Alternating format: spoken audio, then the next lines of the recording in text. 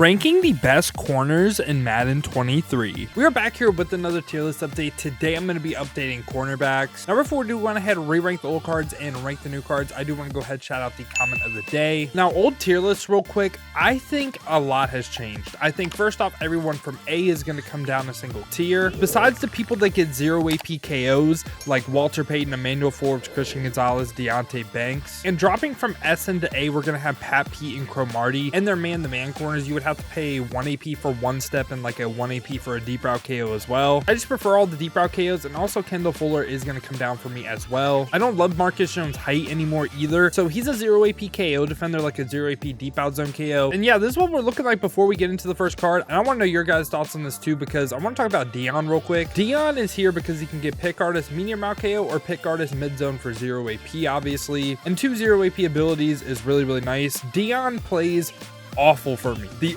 only reason he is here is because of abilities. I know I have received some comments that people feel the same way, but man, Dion plays terrible for me. In the first card of the video, we got his out of position Josh Allen. So Josh Allen is 6'5", which is really nice. Up to 97 speed sugar rush strat card. Now it's not the highest speed in the world, but I do think really highly of this card. 93 play rec as well, 97 zone. Traits, we're looking for play ball in air aggressive, gets play ball in air balance, but this time for his abilities can get deep out, deep route, flat zone, all for 0. So I think he has a lot of value in a lot of different schemes, a lot of different places. I mean, he gets a 0 AP KO, and while it's not 99 speed, am I crazy for putting him above everyone in B? And again, that's just how much I value like the 0 AP KOs. I don't love his speed though, so I'm gonna go ahead and put him top in the B, but give me all the other KOs in A tier over him. I think he's really good in zone, and out of the bunch in B tier, I would say he is the best, and I can see him A because again, he gets a 0 AP KO. Right after that, we get another quarterback at cornerback. We get Jared Goff, only 96 speed this time, but he's 6'4" again, 97 man, 92 zone with 94 play rec, play ball in air balance once again. This time for his abilities, chuck out, pick artist, flat zone. I think he is probably going to be the worst 0 AP KO we cover. For me, he is going to go ahead and be C tier. I just don't think he's fast enough to really keep up with like a lot of the receivers in the game. I would say I don't mind him as like a blitzing slot CB, especially if you do occasionally put him in like flat zones. That makes a ton of sense. After that, we get DeKalin Metcalf right here. He makes so many plays for me, but up to 98 speed, 93 play rec. This time he is 6'3", 94 man, 95 zone as well, and actually pretty good like block shed, impact blocking too, so shouldn't be terrible in the run game. And then for his traits, he does have play ball in air aggressive, one of the rare out of position players that do have play ball in air aggressive. And this time for his abilities, you could go deep out zone KO or flat zone for 0. Also the pick artist for 0 as well. Deep out zone KO for 0. Think he is a better Josh Allen almost, so he is going to be someone that is in this A tier for me. One of my favorite cards in this A tier. Now we get Mike Dick at corner, 6'3",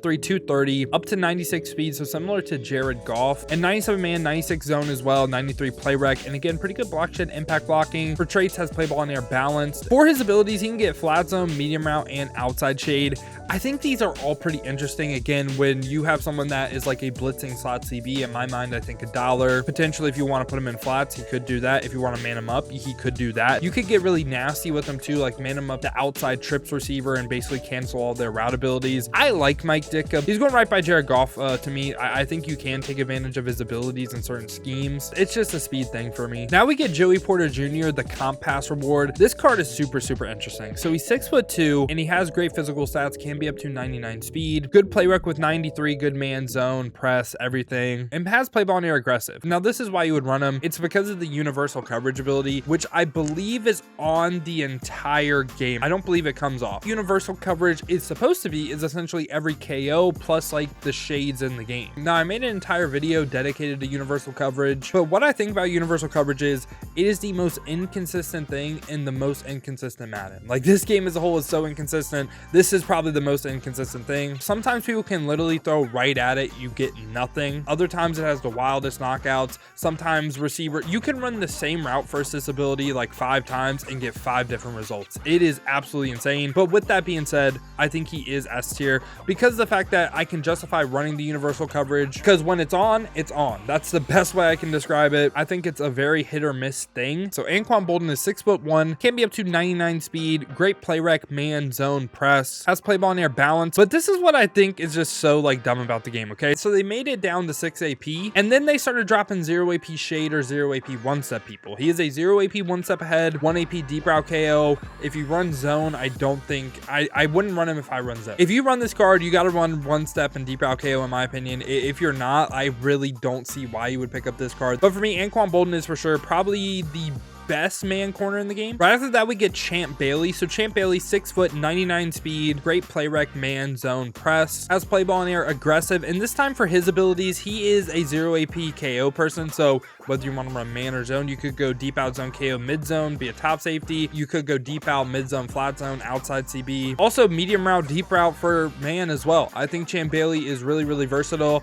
and I think he is a really great card in the game. There's no doubt about it. For me, he is going S tier. Right after that, Revis Island gets an upgrade, so he can be up to 99 speed. Again, great play rec. He is 5'11", 198, but has good man, good zone, good press, and this time does have play ball in air, aggressive as well. For his abilities, he is kind of like Anquan Boldin. He gets 0 AP inside shade. I would go inside shade, deep route KO for 1 AP. I feel like that's the entire point of the card. If you're not really running the inside shade, there's cards that'll do what he does, just honestly better. But for me, Revis is going to be top end of S, right where Boldin is. Again, these two cards right here, two of the best man corners in the game, and why not cover the top 3 man corners in the game? We got Aeneas Williams right here, 5'11", can be up to 99 speed, 94 play rec, 98 man, 98 zone, 99 press, and this time does have play ball in air, aggressive. Now once again, he is just like Revis. He gets a 0 AP inside shade and a 1 AP deep route KO. So yeah, these 3 corners are the top 3 man corners in the game. And now we got Randy Moss CB. So I feel like people are going to disagree with me on where I have this card ranked. He can be 99 speed, which is cool, 6'4", whatever, man, zone, press, all great, and block shit, impact blocking, again, really, really good. If you're making the argument that he should be higher because of this, like, I don't know. And this time doesn't have play ball in air, aggressive, and I feel bad for all the people that made defensive golden tickets, because there's absolutely no way